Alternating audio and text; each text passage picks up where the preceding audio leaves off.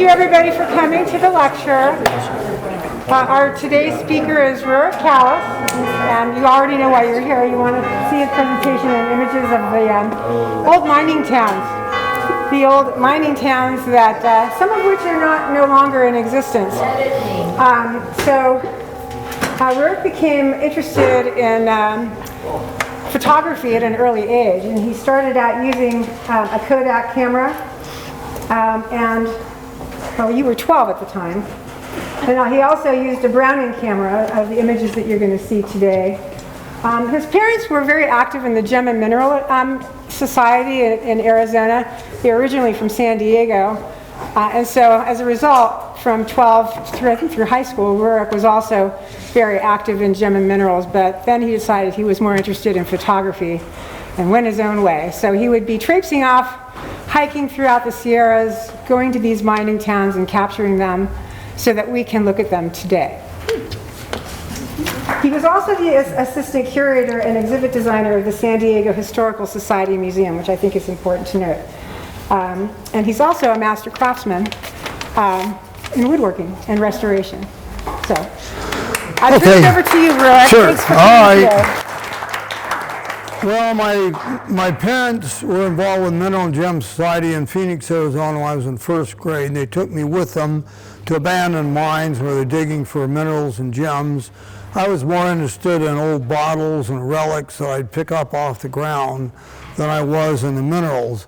Then later they moved to San Diego and belonged to the society there for years, and we used to go to a tourmaline mine and other places, and then later moved to San Fernando Valley when I was in high school and went to all kinds of places in the Mojave Desert. So I had my own camera, and I was interested in photographing these old places. When I was 18 years old, I started a business going out to the desert, Mojave Desert, and also Eastern Sierra, finding parts for Model T and Model A Fords and bring them back to Los Angeles. I had my own old cars and selling them to people in the Model T Club, the Model A Club, hot rod clubs, because in the late 1950s and the 60s, no one made reproduction sheet metal for old Fords. So people fixing anything up had to use original sheet metal. These cars were dumped out in the desert during the Depression. During World War II, scrappers came through, took the frames, the engines, the heavy parts, left all the sheet metal. And so that's where I came in, where I'd go out in these places in the middle of nowhere and just find sheet metal for Fords and bring it back. Okay, first one. Move it along. Yeah, okay, first one. Okay, this picture, first one, go back. This one here was taken in 1939 near Alamo, Nevada. My father had an interest in all these places years ago, and his hobby was photography, and he had a 35 millimeter camera with a tripod and a timer, and he would set the timer and then go get in the photo himself. He's the man on the left. He spent a week in 1939 with horse wranglers in a place called Wild Horse Valley, north of Las Vegas, near Alamo, Nevada. This is an abandoned mining camp they stayed in, built in 1907 and abandoned in 1917. You can see the ore cars there. There was still furniture in the buildings, all kinds of things. And that's another story. But anyway, he photographed all this for a week, lived with these people catching wild horses. Okay, next. Okay, these are things I found on a 2-week trip with my parents. 1953, Eastern Sierra, old bottles. Crawled under a Southern Pacific Railroad depot in Owens Valley and found 2 gunny sacks full of whiskey bottles. Tax stamps on the necks were 1900 and 1903. Agent let me do that, say, here, take them, get them out of here. So I collected these up. Next one. And what I did, American glass made before World War I used manganese to get the glass clear. We got manganese from Germany. When we got into a war with Germany, no more manganese. So some glass works had their supply till 1920, others ran out right away. So then they put selenium in glass, and when it was exposed to the sun, it would just turn a kind of a yellowish color. So I built these racks from rippings from the cabinet shop, and this is taken in 1953, and put all this glassware out to turn color in the sun. They call it amethyst glass. Next one. And when I was in 11th grade, the director of San Diego Historical Society told me I should catalog everything I found. So all these bottles and glass pieces I cataloged with copper stamp tags on the necks, and kept everything in catalogs. Everything that wasn't like this, I put white tape on the bottom and numbers in catalog, just like a museum would do. So Jerry McMullen, who's the writer of history books and the director of the society there, took an interest in me and gave me a lot of advice on collecting and cataloging and everything. All right, next one. Okay, here's a collection in Woodland Hills, San Fernando Valley by 1957. Every one of these items had a brass copper tag on it with a number. And so I could always go back and tell when I got it, where I got it, what it was. Next one. Okay, I also got interested in old cars. And this friend of mine and I, my friend went with me on most of my trips, Jim Walker on the right. We found this 1923 Ford touring car body, took it apart and stuffed it in the trunk of my car. We were able to get it home. And so I got my first old car when I was in high school, a 1917 Ford. And then I started from there. And I had Model A Fords, Model Ts.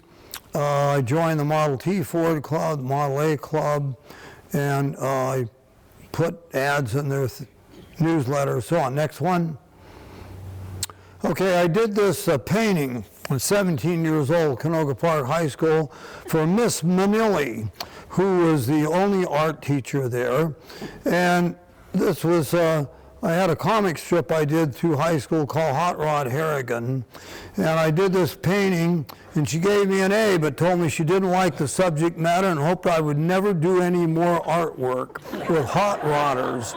And so I didn't after that when I had her class. Next one. That's me, 1956. I had a 1928 Model A pickup and joined the Model A Restorers Club. I was number 96. And so that was taken out near where we lived. My parents had a half-acre lot in Woodland Hills. Okay, next one.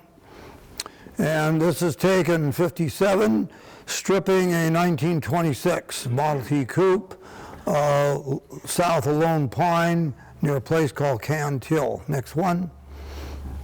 This is a mine in the same area south of Lone Pine at a place called Red Hill. And I just took the one picture. Next one. Okay, this is the Cantil Store. This is in Kern County, south of Inyo County. And this store was built in 1910. And the interesting thing about it is it's all built out of railroad ties, redwood ties from the Southern Pacific. And they were laid one on top of the other, and they drilled holes in them and put metal rods through them. So the walls are a foot thick. The store got a post office in it. It was built in 1910, got a post office in it in 1916, was shut down in 1945. And here's one gas pump still out front. And what happened was from 1908 to 1910, Southern Pacific built a branch railroad from Mojave to Lone Pine to connect with a narrow gauge railroad. The narrow gauge there was called the Carson, Colorado, then Nevada, California, then in 1900 Southern Pacific. Next one. Okay, this was behind the store building, out in the middle of nowhere. I asked my parents whether I could try to find out who owned this, whether I could buy it. We had no place to put it. I couldn't get it in my dad's shop. It took space in the garage, so I never got it. 2 years later, it was gone, but it was a complete buggy sitting behind the store. Next one. This is a gas station that was west of the present Highway 395 on the old road, which was not used anymore. And this gas station I painted in 1961. I did get the 2 signs you see there. I collected enameled signs. And the Model T coupe, you saw me taking parts off, is the one on the right. There was also a Cerro car parked behind it. This had a gas pump there and all. It was out in the middle of nowhere. Next one. Okay, this is the Owens Valley Talc Company, and this is at Keeler. It was abandoned, falling apart, people taking sheet metal from it. Built 1915. Next one. Another view of the ruins of the Talc Company. It was just south of Keeler. Next one. Okay, this is an oil painting I did in 1961 of the narrow gauge railroad looking north as it comes into Keeler. Mount Whitney would be on the left somewhere. The only thing I did, I took liberties, and I took the passenger car body, which was used for living quarters, and I put it in the painting on the left. It was really on the right somewhere and didn't work out composition-wise. The water tank was dismantled and is now at a railway museum in Riverside County at Paris, that water tank. Okay, next one. There's the depot. Depot built 1883. That's when the railroad got there to that area. And in 1917, they added a second story for the caretaker, the station agent. And when I took this picture in 1955, the railroad was still running. It was dismantled in 1961. The Southern Pacific got rid of it, ran all the way up to Bishop and north to a place called Laws. Next one. Next. Okay, this abandoned saloon in Keeler, built in the 1880s. Next one. The one-room schoolhouse in Keeler, built in the 1880s. I don't think it was used anymore. You can see one window boarded up. All the water came from this hand pump well. It was all standing. This is about 1956, 57. I don't know if it's there anymore. The bell's gone out of the belfry, as you'll see. Next one. Okay, this is the mining camp of Cerro Gordo. And Cerro Gordo was discovered about 1866, but really got going, I would say, around 1870, 71. The building on the right is the American Hotel. It opened in June 15th, 1871. And in 2018, a man paid $1.4 million for the ghost town of Cerro Gordo. In 2020, on June 15th, the hotel burned to the ground. And nobody knows why the fire got started. They didn't have any of the right equipment to put it out. There was a second mining boom there, started around 1911, 1912. The house you see on the left is a Sears Roebuck kit house built in 1916. And the practicality of this is you got to go up a 7-mile, 1-lane dirt road from Keeler up to this mining camp. So if you have a kit house, all you have to haul is what goes in the house and everything is numbered. And all you do is put it together. And that's what they did. Next one. Okay, this is a caretaker's house, built about 1872. And the caretakers and the owners of the mining camp were Wally and Barbara Wilson. And they let me look all around. I could pick up old bottles or whatever that was laying around. Next one. This is a house built about 1873. They told me, abandoned there, again at Cerro Gordo. Next one. Looking down on the town, the steel buildings are from the second mining boom. The boom from basically 1911 to about 1922 or thereabouts in the 20s. you'll see Wally's house on the left. The building on the right was a company store put in, okay? Oh. This is the original blacksmith shop from around 1870, and it was about ready to collapse. The next one? Is this it? Next? Yeah, next. Okay, these are some original paperwork from the second boom around World War I. And my friend Jim and I went there on a Thanksgiving weekend, 1955, and we hiked up to an office. And it was a steel galvanized corrugated building, and the roof blew off.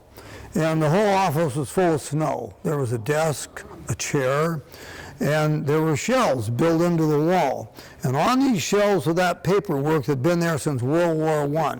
So Jim and I got a bunch of that paperwork, stuffed it in our shirts, and took it out. Wally didn't care. He said, I don't care if you want that stuff. Anyway, later I'm sure that all this got destroyed with ice and snow. But the day we were there, the papers were in a shelf and didn't have any snow on them. Next one. Okay, another view of Cerro Gordo looking up, showing part of a tramway. Tramway was built around 1912-13, and it went all the way down to Keeler to haul ore, or actually finished products and so on. And around 1922, a silent Western film was filmed here on that tramway. And I think they threw a dummy off the tramway that was supposed to be a real person in the movie story. And the guy was killed. They had a gunfight on the tramway or something. I've got to find out more about that. What's the name of the movie and who was in it? It was about 1922. Next. Next. Okay, there's a stone chimney from the first boom. That's okay, it's Cerro Gordo. And this is a letter that I wrote in 1957, right after I got back from my trip. My friend, another friend of mine, Neil, and I were there for a week at that area, exploring and finding things. And I wrote this letter to my grandmother, and I put a drawing of the blacksmith shop on there. And at the same time, I was dating a girl in high school, and what I did, I got all these postage envelopes, and I put stamps on them, and I put her address on them, and every day at the end of the day, when I was on any of these trips, I made a pencil sketch of something I saw that day, and I dropped it in the nearest post office. It might have been dropped in Independence, Bishop, Lone Pine, who knows? And then she got these pencil sketches for about a year and a half or more during that time span. This letter went to my grandmother. My grandmother was in Boulder, Colorado. She never threw the letter away. I didn't know it. She died in 1979. My mother went back there to help settle the estate. Didn't know anything about it. When my mother was ready to pass away in 2000, she said, "You better look in every book in this house because you're going to find something you want to keep." I had to go through hundreds of books in my parents' house, and I found this letter that I had written something like 43 years earlier, and got the letter back. Next one. Next. Next. Okay, this is a mill and part of the tramway. Here, parts of it were gone. Cerro Gordo, the mill from the second boom. The wood buildings are from the first boom. Next one. There's my friend Neil, out the end of a trestle where the tramway started. Part of that was still there, 1957. Next one. Another house from the 1870s in Cerro Gordo. Most of these houses were kind of like this. They were built on hillsides. So they were two-story on one side, one on the other. Next one. Here's a cemetery, or part of the cemetery in Cerro Gordo. Next one. Here's another one. This one here was taken in May 1961, and about 2 miles west, there was another mine down the road, and it was abandoned, and all this trash dumps from World War I. And so I was raking through all these cans, and I've got a bottle in my hand there. I found a few old bottles and different things. I was collecting California license plates, enameled signs, all kinds of different things. In this mining camp, there was a cabin there, and there were still canned goods on the shelves from the 1920s. They were all puffy, and they were ready to blow up. So my friend and I took them outside, and we threw them down this canyon, and they dropped 50 feet. When they hit the rocks below, they blew up like bombs. We thought that was a great thing to do. Here's the next one. Let's have the next. Okay, now what happened was, in first week of '57 when we were there, Wally Wilson said that some people who worked for the government who lived in a barracks had come to the cemetery, I guess at night, and dug up a grave, this grave you see here. Okay, he said that they took the man's skull and they put it in their barracks on a shelf. Wally found out and he called the sheriff. The sheriff went to the barracks, told these people, put the skull back in the grave and fill it up. And so it happened like a week before we got there. So Wally said, can you go up and check and see if they really did what they were supposed to do? So we went up there. Grave was still open. Neil got in there with a shovel, found a bunch of rib bones, some rotten wood, no skull. And it had this Gothic tombstone. And the man's name was L.O. Lott, L-O-T-T.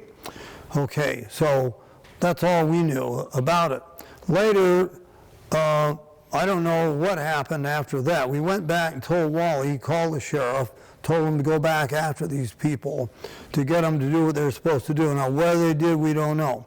Later, the tombstone disappeared. Okay, next slide. Okay, this tombstone you see here is identical to the one in Cerro Gordo.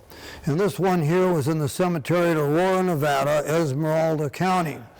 And the man whose grave this was named, I guess it was Leland B. Lott, and he was a sheriff of Esmeralda County. He got pneumonia in 1878 and died, and they buried him there in that cemetery. I didn't know anything about this until in the last 10 years or less. I got this book on the cemetery at Aurora, Nevada. Now, the strange thing about all this is that this grave got excavated June 25th of 1957, and somebody took the entire skeleton out of it and left it, and they knocked the tombstone over. Later, the tombstone disappeared. I find out all this stuff 50 years later when this tombstone matches the one in Cerro Gordo, and both men have the same last name of Lott, L-O-T-T. Now, the sheriff here had a son called Andrew Lott, and he worked for Remy Nadeau, who was in charge of the mule team that hauled all the bullion from Cerro Gordo to Los Angeles and hauled supplies back. However, Andrew Lott had a wife. We don't know if he had any children, but Andrew Lott was in Cerro Gordo. He didn't die till 1904. The grave in Cerro Gordo is about the same vintage. So here we have two tombstones 100 miles apart, made by the same stone carver, with two men who have the same last name. Now, what is unfortunate about this one here was that it's going to Sacramento tomorrow to a photography place to see if we can blow it up, the one in Cerro Gordo, see if we can get any more information off of it. We don't have the date of death on it. We'll see if we can get anything else. So there's something strange about these two graves that get dug up within 2 months apart, 100 miles apart, same last name, same tombstone. Maybe it's a coincidence. We don't know. Next one. Okay, this is a ghost town called Reward. And apparently, before Neil and I were there in 1957, part of it was used for a movie set, for a Western movie. They added doors to buildings, they added walls, another room, and did their movie work and left. So who knows what film these buildings came up in, maybe a John Wayne one, we don't know. But somebody did a movie there about a year before and tampered with these buildings, but nobody cared. Next one. Another building at Reward. And so anyway, it was a way to do movie work and save money. You've already got these weathered buildings out in the desert. You add to it, put a door here, change this, and use it for a movie set. Next one. Okay, this is one of my pencil sketches. This was a Model T we found, another one. We're constantly looking for Model T Fords and Model A Fords. Okay, next one. Okay, this is a tramway, and it was called the Saline Valley Salt Company. This is Saline Valley east of Owens Valley. Okay, this tramway is built in 1915, and it went over the mountains, and it went down to the narrow gauge railroad track for the Saline Valley Salt Company. And they bagged the salt up and shipped it out by railroad on the narrow gauge down toward Lone Pine to a place called Oweno, transferred to standard gauge, shipped to LA or wherever it went. So these are the towers for the tramway, were still there, built in 1915. Next one. Okay, in Thanksgiving weekend, 1959, another friend of mine and I went to high school with had an idea. Why don't we take his Ford pickup and we'll straddle the rails on the narrow gauge railroad, and no trains are going to run on Thanksgiving Day because everybody's home eating turkey. Nobody's running a train. So we got on the railroad tracks at Keeler at the south end of the line, and I stood in the back of the truck, and there were all kinds of things along the railroad that you would never find by driving on a road because all the roads were washed out. So the only way you could get to these sites was by the railroad. This is the ruins at a place called Swan Sea, which was another mining camp where they had a smelter or so. And this is my friend's truck. So I'd ride in the back of the truck. I would yell when I saw something stop and run out, grab a fender or running board, something laying out in the desert. Okay, next one. Okay, this picture is taken at the end of that Thanksgiving weekend in Bishop, south of Bishop. And what you see in the back of the truck is a Model T Ford Speedster body. It was laying along the railroad tracks in the middle of nowhere. And it was a very rare body for a Model T race car. Plus, I found a lot of other things. The sign I'm holding, I turned it backwards because I wanted it to point in a certain direction, the sign. And it's a stamped steel sign. Okay, here's the next one. Okay, here's the sign today. I kept it. And I restored it, got the rust off, repainted it. It was for Keogh Radium Hot Springs. And there was a businessman in Bishop called Philip Keogh. And he bought the property where these hot springs are and started in 1919. We found the sign laying on the ground out in the desert south of Bishop. And so I still have it. And it's probably made around when the springs started in 1919. The springs is still going, and Marge and I have been there, this hot springs. Okay, next one. Okay, the other thing I found on that trip that I kept is this set of brand new California license plates for 1929. They're on our 1929 Model A Ford that we still have. Okay, we went up to Levining, my friend and I, and we found an abandoned farm way off the main road on this dirt road. And it was a wooden house, and the house was shingled with California license plates. Like 1,000 license plates are nailed to the side of this house. They're rusty, paint's faded, and so on. So somebody shingled the side of the house with the plates. So the barn is about ready to collapse. So we go in the barn, and in the barn we find these shelves, and here's some envelopes from Sacramento with brand new pairs of license plates from California, ones that were left over. And there was one set of 1929 plates, and that was it. And I had a 29 Ford, and I thought that would be neat to have this set. So I took them. We took a few others. The plates are mainly 1930 to 39. Now, why? I guess somebody was trying to save money. We'll shingle the whole house with license plates, and that's what they did. Okay, next one. Okay, this is the courthouse for Mono County at Bridgeport. My dad took this in 1953. Next one. Okay, and this is a cannon.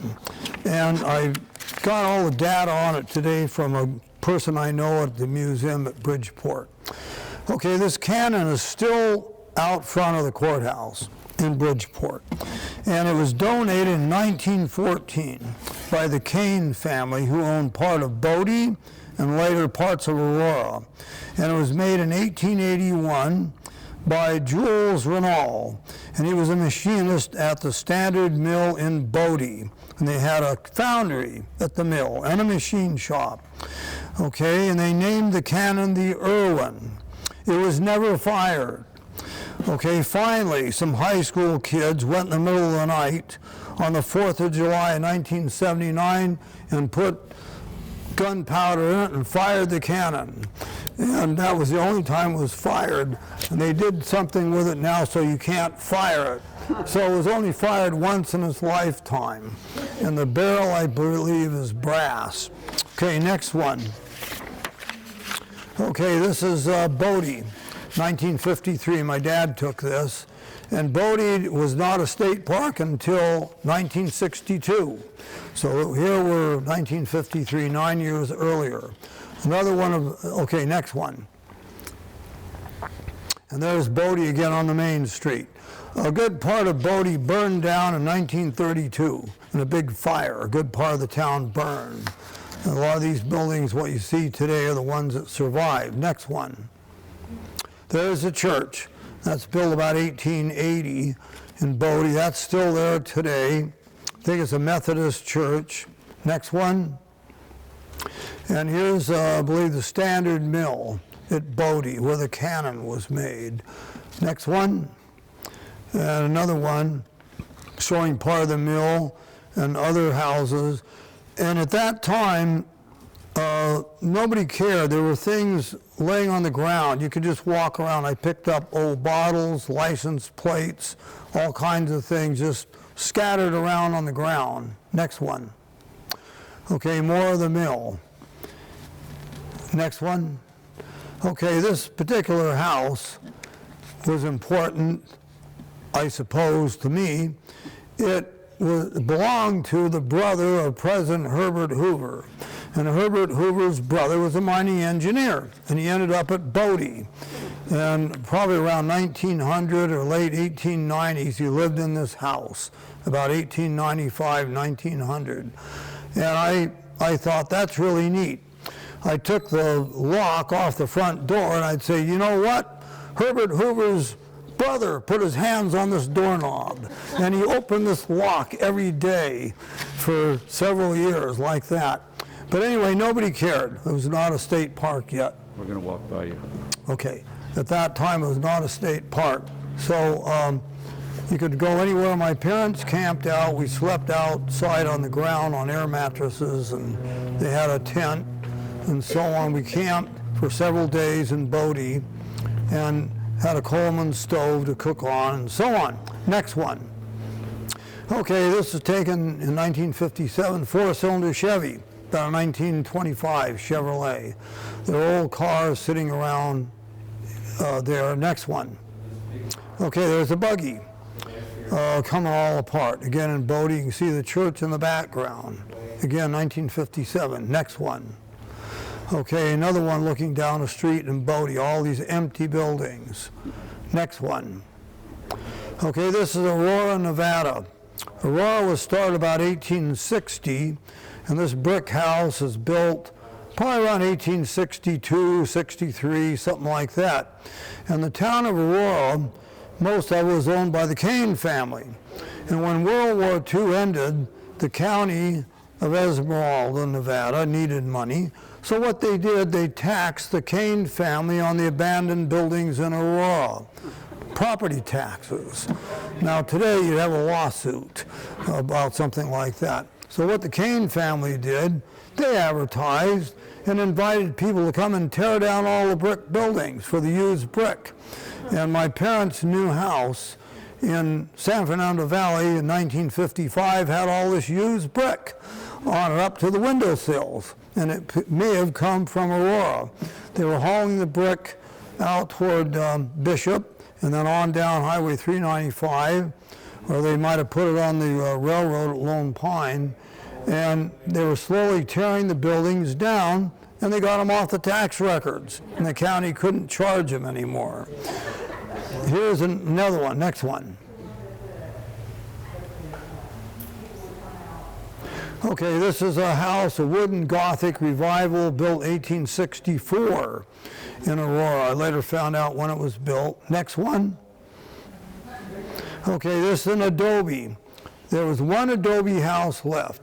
There were 3 or 4 adobes built in 1863, and this, I think, was probably one of them. It was the only one left, still standing. So I thought that was important. Here's an adobe house when all the rest are either brick or wood. So I took a picture of it. It's gone today. Next one. Okay, this is a Sanborn fire insurance map. I got this copy probably 50-some years after I was there, in 57. This map was made in 1890 and lists the population of 150. And this is only a part of the town that shows the emblem and so on. And it says on the map, no fire hose, no fire cart, no steam fire engine. And it was for underwriters to write fire insurance on buildings. So with that data, I bet it would be hard to get fire insurance in this town. And a lot of the buildings it says on this map are wooden and dilapidated. Okay, next one. Okay, here's a pencil sketch I did of the schoolhouse in Aurora. And my friend Neil and I slept in there overnight, had a Coleman lantern, Coleman camp stove, got out of the wind and so on, stayed in the schoolhouse. We wondered what was in the attic. So we got some old furniture and stuff and piled it up. Neil helped me, and I finally got up in the attic. And I had a flashlight, and I searched the attic, and the only thing I found was a copy of the Lord's Prayer, which was in the attic, and that was it. The schoolhouse was later demolished around 1962 for the brick out of it. Next one. Here's the Last Chance Saloon in Aurora. It had a brick wall in the front, and they tore the front wall out of it, and it was built around 60s, late 1860s, something like that. And again, by the time they tear the whole front off, it's worthless, so they can't be taxed on it. Next one. That's more buildings, the back of the 1864 wooden house in Aurora. A lot of these buildings are almost on the verge of collapse at that time. Next one. Here's a mill. Now this mill was built during a second boom in Aurora around 1908, 1910. Then they got electricity in there for the first time, and they got telephones in Aurora. And the second boom lasted up to around World War I. Next one. Okay, this is taken at the airport at Bishop. And this was the last day my friend Neil and I were up there in that area of Bishop. And that last day I found a 1924 Model T Ford touring car body. And a friend of mine, a guy, his name was Gordon R. Eggsgard. He was in the Model T Club. He had a 39 Ford pickup and had a rod knock.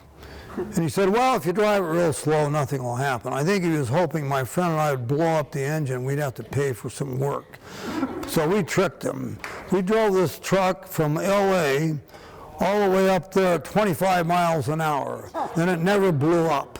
And the only way that we went faster was down a hill to put it in neutral. And so the last day we were there, we'd already been picking up fenders and running boards, all kinds of stuff. I found this touring car body. And so then toward the end of the day, as we were getting ready to leave, there was a gas station in Bishop. And the man who owned the station let us store things behind it till we're ready to leave. And he says, I'd like to see you boys come up here. You're clearing this landscape of all this junk, and I'm glad to see you arrive. So then he said, I know where there's another car body. You want to go see it? So we went south of Bishop in a ravine, and there was this 1927 Model T Ford Roadster body. And we thought, how are we going to get this? So the man from the gas station helped us, put a rotten tire on the roof of the truck, and we balanced this roadster body on the roof of the pickup truck and tied it down with rope and drove all the way back to LA at 25 miles an hour and sold the body to somebody that really needed it, this pickup body. So anyway, what happened was we stayed in the motel the last night on Saturday, and 2 high school girls were working a summer job as maids. And the girl said, you know, if you want tomorrow, you don't have to be out till noon. We could come over and go swimming in the swimming pool. So the next morning, one girl showed up. And she said, well, other girl couldn't go. She had to go somewhere with her parents. And my friend Neil said, well, he says, Rick, he said, why don't you go out in the desert and see if you can find some Model T parts and don't come back till noon. And so Neil told the girl, let's play poker. And she said, okay. So Neil said, we're going to play strip poker. And Neil was hoping that he would be the winner. But it turned out the girl was a great poker player. And I went out in the desert and I found this Model T touring body. I finally got it up on a 50-gallon oil drum and pushed it over the tailgate, got it in the back of the truck. And I came back to the motel and Neil was down to his underwear and the girl was fully clothed. And Neil said, game's over, that's it. And so then we went to the gas station and got the roadster body and then went on our way. Okay, next one.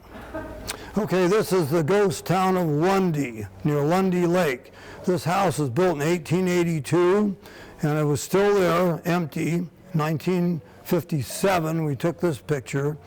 The first time I went there, and the caretaker at the town let my friend Jim and I look all around, or Neil and I went all around, and we found some old bottles and license plates, different things in the town of Lundy.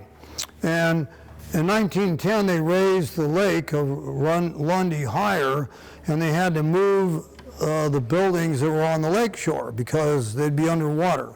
And so they moved them back, and the town became smaller, higher up. Next one. Okay, this doesn't show very well, but what this is, this was a beer bottle that was on a vacant lot where a saloon had been. And Neil and I took a cultivator and raked through the pine needles. The pine needles about a foot deep. And under the pine needles, we found this beer bottle. And it says on it, property of Fredericksburg Brewery, San Jose, California. And I did research later and found out the brewery was owned by German people who had immigrated here. And for some reason, they had their beer bottles blown in Germany by a glassworks there, then shipped here. I don't know how that penciled out. But this bottle was made in Germany in 1886. And I decided to keep it, and I found all this out later. And so they were getting the beer all the way from San Jose up to Lundy. And the caretaker there let us dig around the town site and, looking for bottles, different things we found. Next one. Okay, what we wanted to do was go up in the mountains to the Lundy Mine. Okay, the man by the last name Lundy started the town 1879, 1880. Okay, by 1880, he had a 12-year-old daughter named May. She was born in May in 1868, and he named the mine after his daughter, called the Lundy Mine, is what it was called. And this is an abandoned flume that went to that area where the mine was, and there was a place called Crystal Lake near the mine. My friend Jim and I went back up and hiked 2 miles or more up to Crystal Lake in 1958 in June. Still a lot of snow. And there's no road. You had to hike in. Next one. Okay, this is the boarding house for the Lundy Mine. And this is taken in June 58. And the boarding house was built in 1901, I found out. And so it was up there in the high mountains where there was lots of snow and ice. Next one. Okay, this is the ruins of the mill. Okay, there was a big wooden mill, probably 5 stories high, up a mountainside at the Lundy Mine. The man who owned it considered a liability. The people would go inside the building, could get hurt. So about 1955 or 6, he burned it to the ground, and nobody cared. And this is some of the ruins of some of the machinery, the foundations, some parts that were left after the fire. It was a huge mill. Next one. Okay, this is the back of the boarding house, again at the Lundy Mine. And the reason that the original windows in this, even though it was built in 1901, were originally 6/6, because when you break a window pane, it's cheaper to fix a 10-inch by 16-inch window pane than a big one. So all these mine buildings had small panes in the windows, cheaper to fix. Next one. Okay, there's looking down from the side of the boarding house to the mess hall for the miners. Next one. There's the mess hall for the miners. There's Crystal Lake in the distance below it. Now what you see on the side of this building is an extension coming out of the mess hall. And what this is a chicken house. And it has all these chicken nests in it. And the back of every nest has a trap door that goes in the kitchen.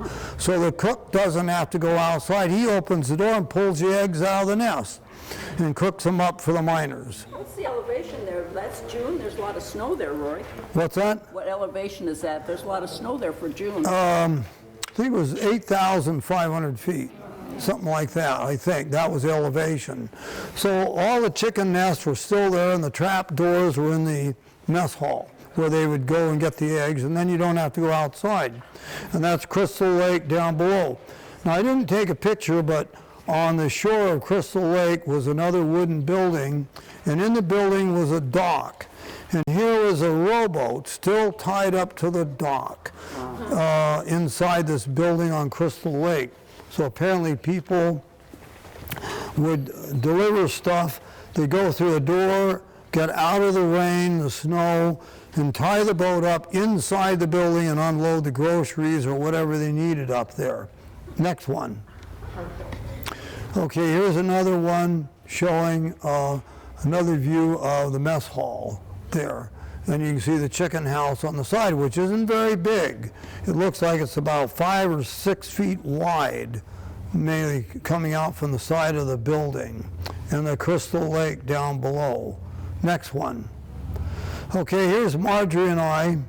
Shortly after we were married, I went to Bishop, and I did a lecture on antique bottles at a big collector's show there at the fairgrounds in Bishop.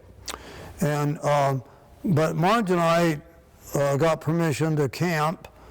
We had a Ford pickup with a camper shell at Lundy, and that's us at the cemetery. And the caretaker took our picture there. Okay, next one. Okay, this is Lundy again. In 1957 or 8, when I was there was a lot where the house was gone. The only thing standing was the outdoor toilet, and it was being held up by a tree. Well, later, by 1966, when this was taken, the outhouse had fallen over, it was in pieces. Well, at that same time, we were living in Boulder City, Nevada, and I was working as a technical artist. I was working for an ad agency in Las Vegas called the Melvin Company, and we were doing the advertising for the Aladdin Hotel. So every day I was drawing genies and Aladdin's lamps on menus and golf cards, and the Aladdin Hotel was owned by the mob, and the mob would come in there to see how things were going. And the man who owned the art place said, well, he says, "Look at this kid, he's another Michelangelo, look at that, yeah, we'll go tell the boss, looks good, okay." And they'd leave.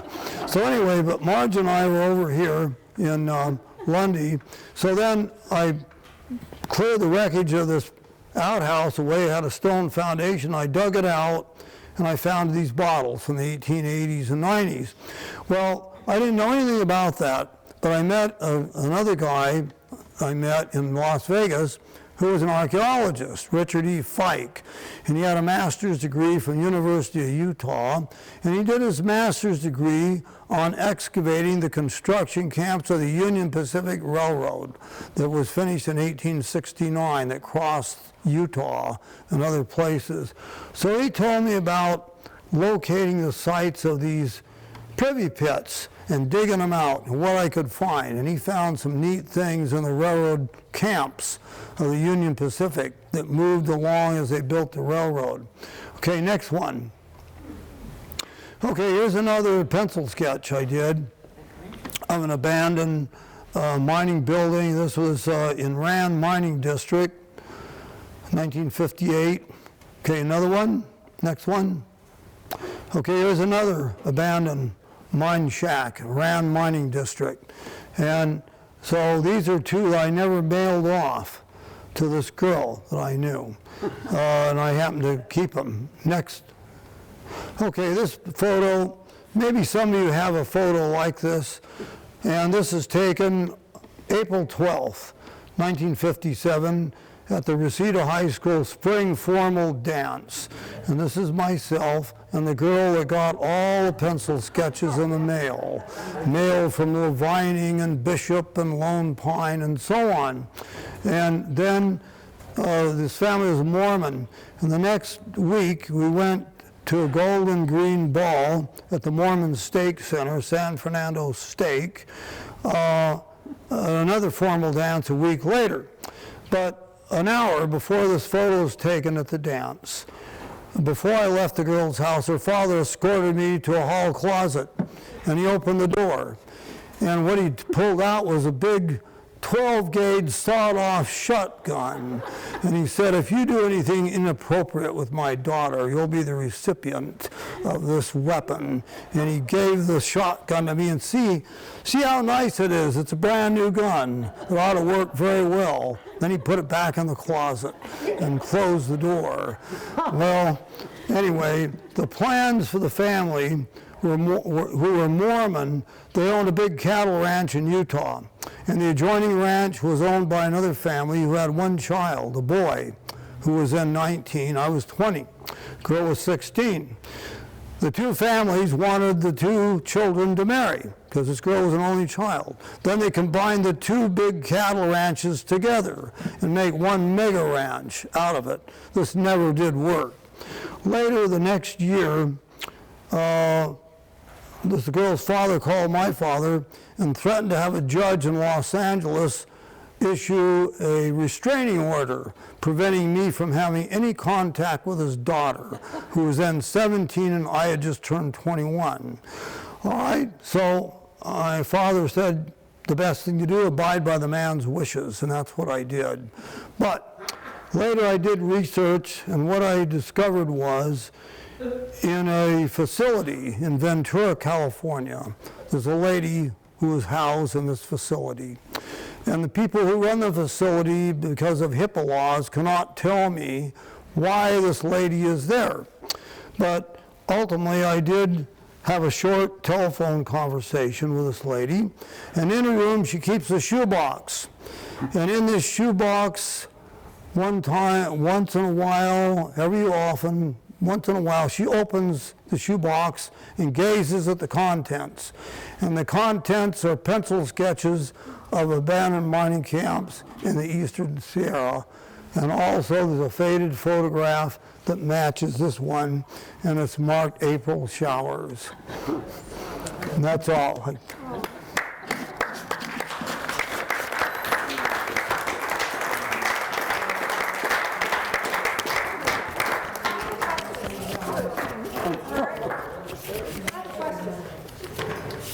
That tramway in the saline, how did they get the salt, was it, can you explain how it got to the trains along the tramway?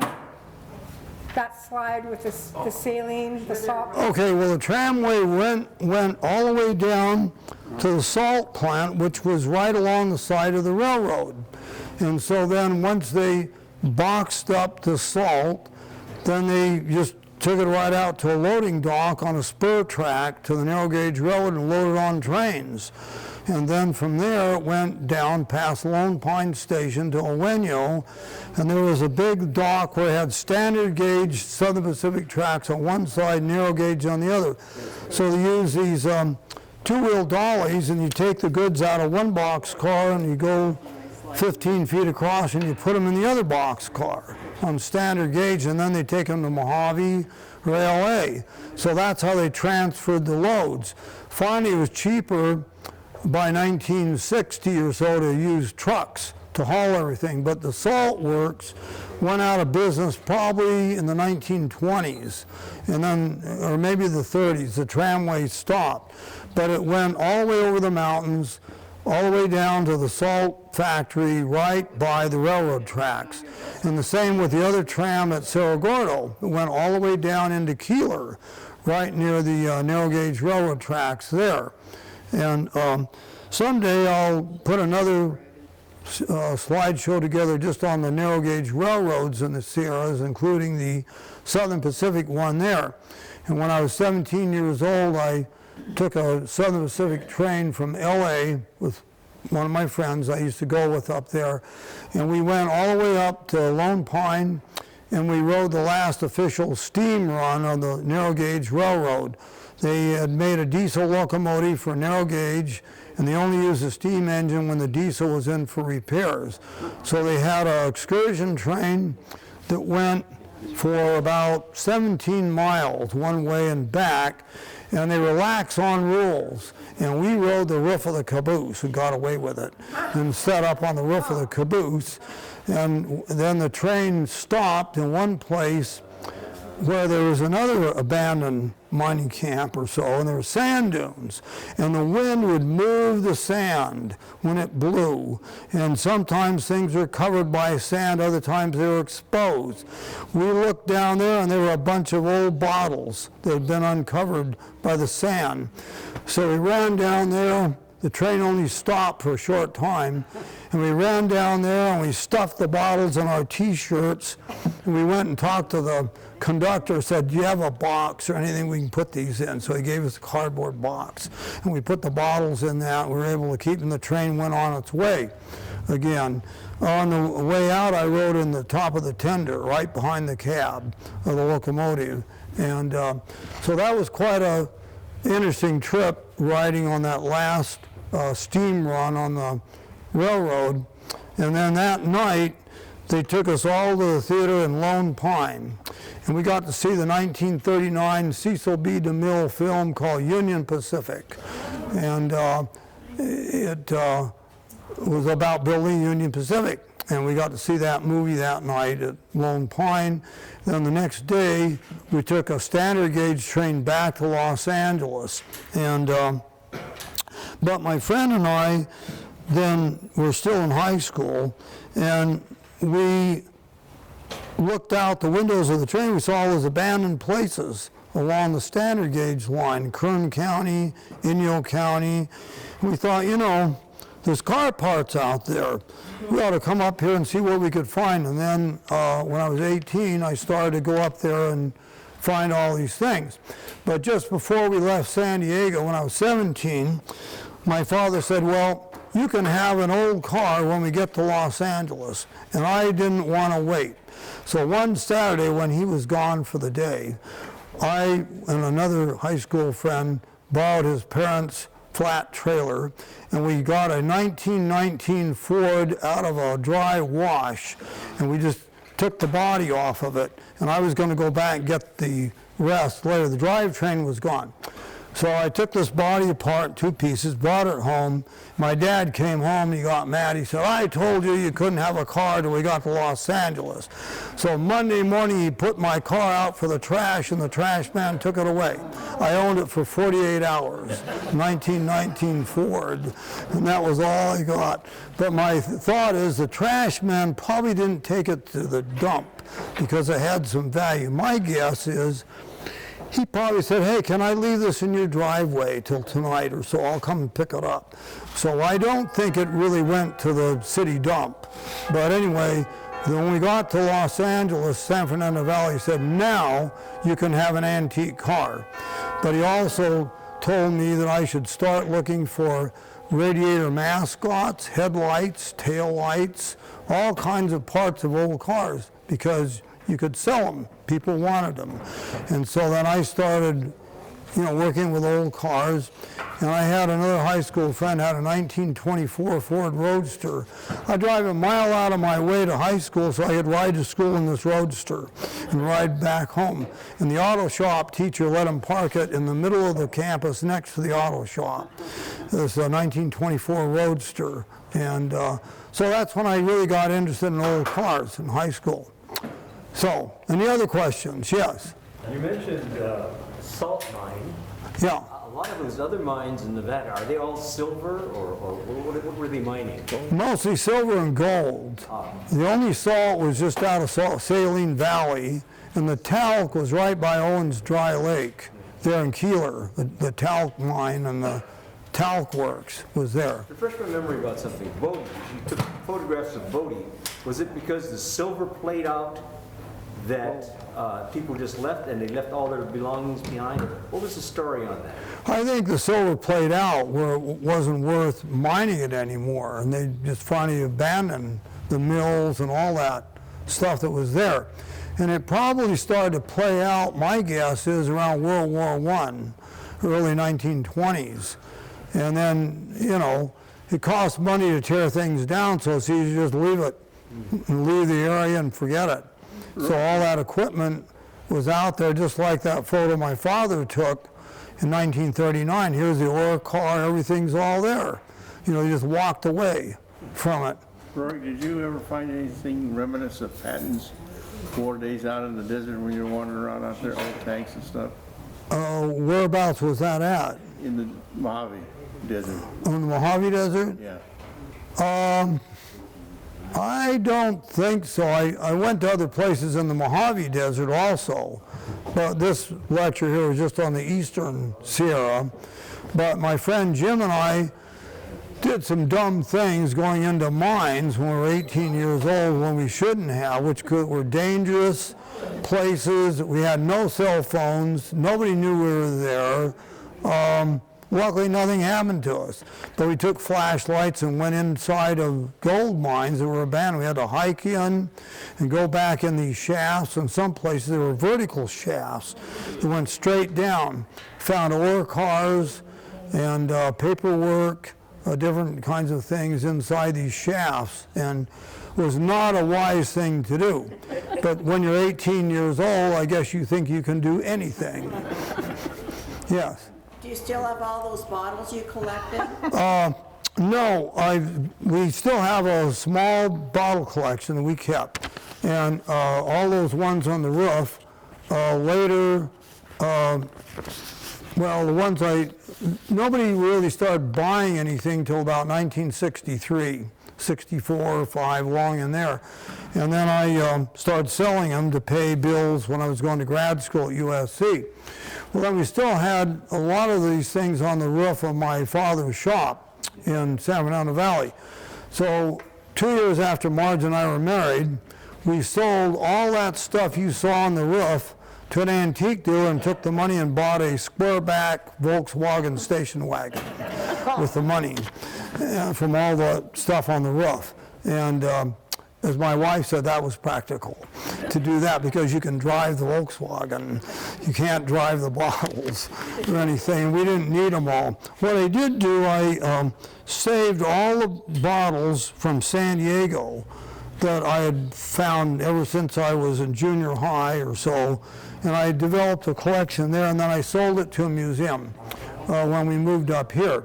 But what I did when I was in junior high school, I go out on my bicycle with a flashlight, and I look for old houses that I thought were built in the 1890s, and I go knock on people's doors and ask them, can I crawl under your house? What do you mean, crawl under my house? Well, I'm looking for old bottles. Oh, all right. And I'd crawl under old houses and find bottles, and then the director of the museum, by the time I'm in the 11th grade, he found out about different Victorian mansions that were going to be demolished, and he went and got me permission to crawl under them, go in the attics, and then part of what I found I'd donate to the museum. And so he got me permission to get under these buildings that were being wrecked and some that weren't. And one he got me permission to get under was a Pacific Coast steamship wharf. And it was as big as this building. And it was all great big beams laid one on the other. And I had to crawl under there, over beams, under beams. I'd never do that again in my life. But anyway, I found they put a hole in the floor, and everything from the coal stove they dumped to the floor. And it had soda pop bottles from the 1880s from San Diego. And I raked through all that, and I got a nice collection of soda pop bottles from the San Diego Soda Works that were under the floor. And I had to crawl through that maze back to a hole in the side to get out of the building, out from under it. But on Easter vacation, there was a man who bought a Victorian house, and he was going to move it and restore it. And he moved it. And then they were going to tear down a 3-story mansion designed by the same architect. Had the same windows with colored glass around it, same doors, everything, all varnished, redwood. So he got salvage rights. He hired me for Easter vacation, had to rent a trailer, and take all the stuff out of this house and haul it to his garage for him to use. Well, they said, you can crawl under the house or look in the attic on lunch hour. The rest of the time you're working. $1 an hour. So lunch hour, I crawl under the house. Under a big tower was a humpback trunk, and I opened it up, and it was full of maps drawn on linen and ink of San Diego from 1869 to about 1900, 1890s, maps, and blueprints of Victorian store buildings in downtown San Diego. So I thought, how am I going to get this out of here? The wreckers were from Tijuana, Mexico, and they were hauling everything to Tijuana. So I found a whole bunch of rags under the house, put them on top of the trunk, and I said, hey, I'm going to rebuild my transmission next week. I need rags. I'm going to have oil and grease everywhere. Well, let's see. Okay. I lifted the lid. Oh, okay, kid. $2 for the trunk. So I paid him $2, and I took it home, and then I opened it up. And I gave the maps to the San Diego Historical Society. Thank you for your presentation. We'd like for people to have met your And wife. I want to say, I appreciate your girlfriend up there on the screen, but she's not as hot as your bride. Yeah, I know, you're right. So much. Right. Anyway, so I gave the maps to the San Diego Historical Society, and today I still have a blueprint of one of the brick store buildings in downtown San Diego, but they were all in this trunk, and so I managed to save them, and Historical Society people were really happy. They got a nice map collection out of it, and they were original maps drawn with ink on linen. So who knows what would have happened if I hadn't have taken those out. Yeah, probably be gone. What? Probably been disposed of. Yeah, that's right. Any other questions? Anything? Okay, well, I'm glad you liked it.